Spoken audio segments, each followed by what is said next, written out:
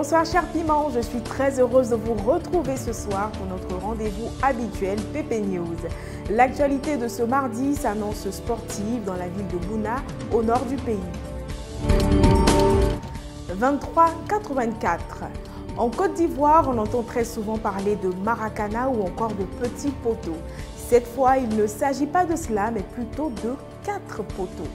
Des petits garçons pratiquant ce type de football ont accepté de se prêter à notre jeu et de donner de plus amples informations devant les caméras de Pépé Soup. C'est à Bouna, 67,88. Nous sommes au mois d'août dans la ville de Bouna, au nord-ouest de la Côte d'Ivoire. Actuellement là, ce sont les vacances scolaires. Donc les enfants se retrouvent pour passer du temps et jouer. On tombe en plein match de 4 poteaux. En gros là non. Il y a 4 joueurs et puis il y a 4 poteaux. Et puis, chacun touche la balle une seule fois. Bon, Ouattara Mohamed va mieux nous expliquer ça. Il y a 4 personnes qui jouent. Ceux-ci sont joués là. Ils vont lancer le ballon en haut. Et puis ils vont jouer. Si le ballon rentre, tu sors. Et puis si tu touches 2 fois, tu sors. S'ils arrivent à côté des poteaux là, ils vont faire passe et puis ils vont marquer but.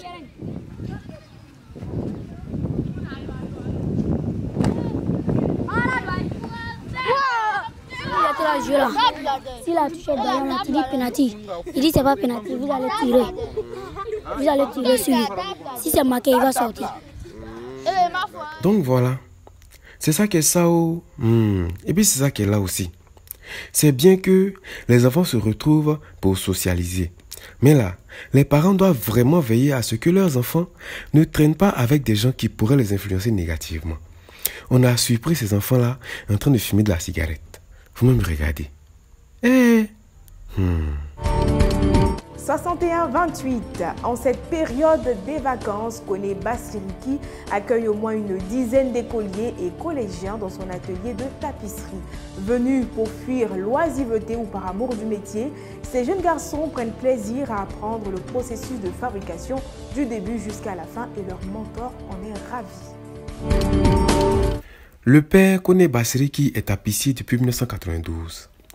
Dans son atelier de Ferké, il apprend le métier à une douzaine de jeunes.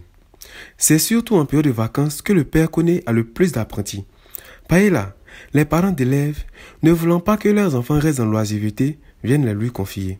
Il leur transmet l'amour qu'il a pour ce métier qui, depuis son jeune âge, s'est si bien occupé de lui. Écoutons le tonton de quelqu'un. Les apprenants sont au moins 10 dans les périodes des élèves. Les vacances, les parents ne veulent pas que les enfants se promènent. Bon, les élèves sont là. Ceux qui ont fini leur école, ils sont là aussi. Avant de commencer à couper la mouche. Donc je leur donne des mesures. S'ils finissent de mesurer, on porte. S'ils finissent de ça, maintenant je leur donne les vélos. Comment il faut couper. Donc c'est comme ça que je les apprends. Donc voilà. C'est ça qui est ça, oh. Et puis c'est ça qui est là aussi. En tout cas, la connaissance là, c'est l'un des rares trésors qui nous enrichit quand on la transmet. Grâce à Dieu et puis à ses apprentis qu'il considère comme ses propres enfants là, le père Bassiriki n'a pas à se plaindre quant à la bonne marche de ses activités. Dieu a sa main dedans. Enfant, nous avions différents rêves en matière de choix de carrière professionnelle. Pendant que certains rêvaient d'être médecin, avocat, présentateur télé et j'en passe, Sanogo Ahmed, lui, a eu le faible pour la conduite des poids lourds. Il ne se doutait pas que pour être chauffeur de poids lourd, il fallait tout d'abord passer par l'apprentissage, ce qui n'était pas du tout sa tasse de thé. 44. Avant de devenir biscuit, chocolat et tous les autres oui que vous connaissez là, il y a des gens qui transportent le cacao dans les usines.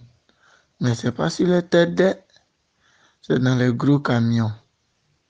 Lui là, lui que vous voyez là, assis clair là, il s'appelle Sanogo Ahmed. Bon, les autres que vous voyez à côté là, ce sont ses collègues. L'enfance, j'ai aimé à faire de gros camions.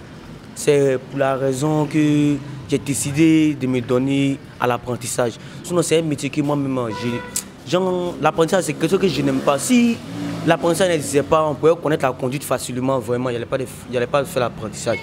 L'apprentissage, c'est quelque chose Bon, je confie, souvent il m'assoit et puis il pense, il me dit que l'apprentissage c'est comme de l'esclavage. C'est un métier que j'ai beaucoup aimé, que mes parents aimaient, que j'ai vu mes grands frères, tout le monde aimé. C'est d'être un chauffeur de gros camions. Donc voilà pourquoi aujourd'hui actuellement il s'est apprenti de gros camions. Bon, nous on est payé, on est pointé par voyage quoi. Tu vois, non, en un voyage quoi, tu peux empocher 10 000 francs, avec un bon patron. Hein. En un voyage tu peux empocher 10 000. Bon, ce qui est sûr, on a vu, on a entendu aussi. Ainsi se referme ce chapitre de PP News. Merci, cher Piment, de votre attention. On se dit à demain, 20h.